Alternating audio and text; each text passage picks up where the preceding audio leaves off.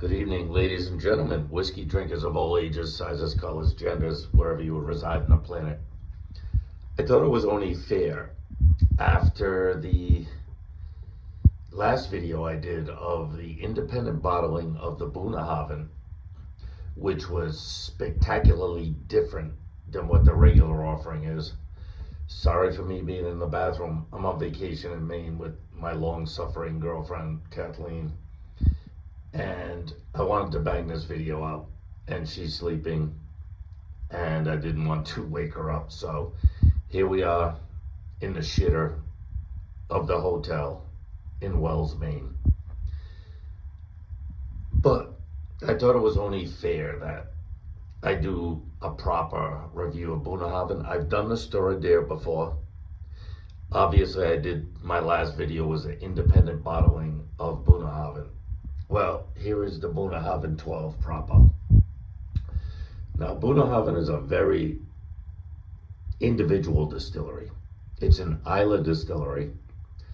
It's on the Isle of Islay, but it is not. They do have some peated offerings, but the vast majority of their offerings are not peated, which is very unusual for an Islay whiskey.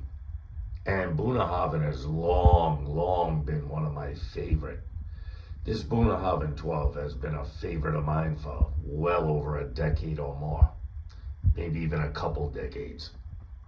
And you can tell by the color. If you go back and watch my last video, this is the Micks whiskey review, number 104, I believe. Well, number 103 is the independent bottling. And when I said to you that independent bottling was nothing like the Bunnahabhain that I know, you can see why. That other one was a strong, grassy, clear color, and this is ruby red almost. Now, Bunnahabhain, I believe the distillery was founded in about 1873, 1871, and they started production in 1873, something like that. And they've been around a very long time. I think they closed in the 1930s for a little bit, probably because of Prohibition in America, but they reopened rapidly. They were mostly used in blends, like most Scotch whiskeys. Single malt was not a thing until very recently. So most of these famous single malts that you see and drink, they weren't single malts. They were just blending distilleries who sold to blenders, and it would be a shame to watch this thing go into a blend because it would lose every characteristic it has. So with the dumb stuff being spoken, and I think they said recently in the 1990s, they sunk a lot of money into Bunnahabhain and built a visitor center and all that kind of stuff that modern distilleries have. But I will tell you no lies. Bunnahabhain is, this is my desert island whiskey. So I'm probably going to be a little biased with my review. But if someone held a gun to my head and said, what whiskey would you want to be stuck on a desert island with? This is probably going to be the one. Because it's got everything you'd want.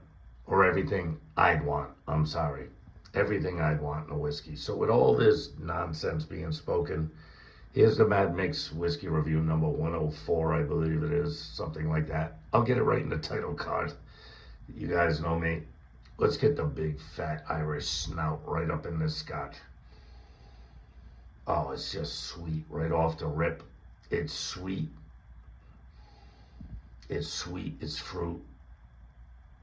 It's sherry and plums. Oh, and this gets the, hold on, let me put this down. This gets a 46.3% alcohol by volume, small batch and distilled. If you've never had Bunnahabhain 12 proper, very expensive whiskey, I think this was around $66 per bottle. And I think up here in Maine, I actually paid tax on it. So it's going to be slightly more than 66 bucks. It's $72 back home. But it was 66 bucks here, maybe a couple bucks tax. So it was probably a $68 bottle, something like that. Oh, it's got that malt, that individual malt. I know in a lot of videos I tell you, there's a few distilleries like Balvenie, Oban, maybe even Glendronach. A lot of distilleries have that individual malt smell. I don't know if it's because they procure a different kind of malt than every other distillery, but this is a beautiful malt, a sweetness, fruits, lots of rich, lush fruit up in here. And so I had to do this review because that independent bottling, as unique as it was, it is nothing like what is in this glass. Bunnahabhain has got their own spirit down to a science. Oh, it's beautiful malt, beautiful sweetness, beautiful fruit, deep, rich fruit. Oh, it's just so good. I wish you guys could enjoy this nosing with me. I love this whiskey. It is everything a Scotch whiskey should be. Except if you want a little smoke, you're not going to find it in this one. Some of their offerings have some smoke. This nosing is fucking fantastic. All right, we're not here to sniff it, are we, people? We're here to drink it up in Wells, Maine, hiding in the bathroom so my long-suffering girlfriend can catch some rest. Here it goes.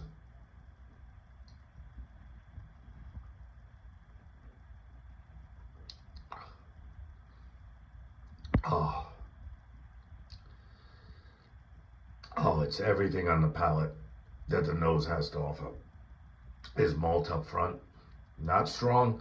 The malt is much more prominent on the nose. You're getting a little malt up on the palate. Oh, you're getting it leading into that sweet, sweet, delicious fruit. And then even the spice in the back end is so subtle. Whatever they're doing at the Bunnahabhain, and of course, I think Bunnahabhain means, does it say it there?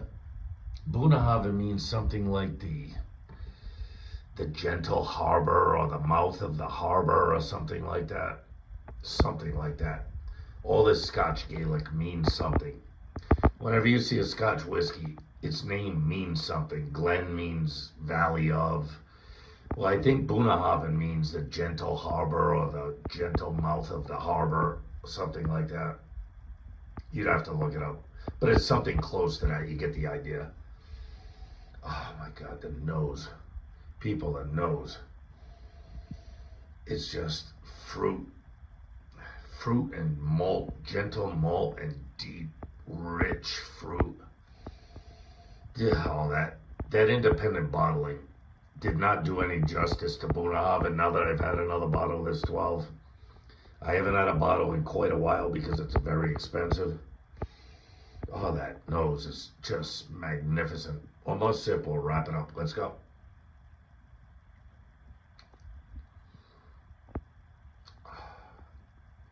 Oh, it's everything. Everything you could want. It's that beautiful individual malt right up in the front. Delicious. Leading into a super, super delicate sweetness and a rich, rich, deep fruit. And then on the back end, you're getting a slight spice. Not too much, not too little. Buying this bottle again has reminded me of how I think that this is the most fantastic, or one of the most fantastic single malt scotches available on the planet Earth. This is still my desert island scotch. You hold a gun to my head and you say, Bill, you got to pick one scotch to be stuck in this island with for the rest of your life. I'm going with Bunnahabhain 12. My other choice might be Oban 14, but no, I'm sticking with the Bunnahabhain 12. This is my desert Island Scotch. And, you know, I drank most of that independent bottling, the old particular Bunnahabhain 10 single barrel, and it was fine. It was good. It was a nice, uh, different experience of what Bunnahabhain can be in different casks or whatnot. But no. Old particular 10 Bunnahabhain single cask. You ain't got shit on Bunnahabhain 12. I'm sorry. Bunnahabhain knows what the fuck they're doing, and they have created one of the best single malt Scotch whiskeys on the planet. And I'm going to swear by that until the day I die. This is my desert island single malt. And I don't care what anyone says. I could live with this every day for the rest of my life if I could afford it, which I can't afford it. So, with that being said, in the back of the toilet in the hotel room in Wells, Maine, with my long-suffering girlfriend, Kathleen, who's hopefully still sleeping. Hopefully I haven't woken her up yet. This is the Mad Mix Whiskey Review, number 104, Bunnahabhain 12, single malt Scotch whiskey. I'm not even going to bother rating this. It's too good to put a number on. This is just something you've got to have and got to drink. It is absolutely, in my opinion, one of the most amazing, perfect single malt Scotch whiskeys ever created. I don't care what anyone else thinks. Don't give a single fuck. This is my boy. I'll be this fucking Scotch's huckleberry until the day I die. I love it. I'll drink it. I will always drink it. I just can't afford it all the time. But it needed to be done, especially after that independent bottling. With that being said, love yourself. Always love and respect yourself. Do yourself that courtesy. Love and respect your family and friends. And people, if you don't love this Scotch, you might be a Neanderthal savage. Just like me. I'll see you on the next one. Later.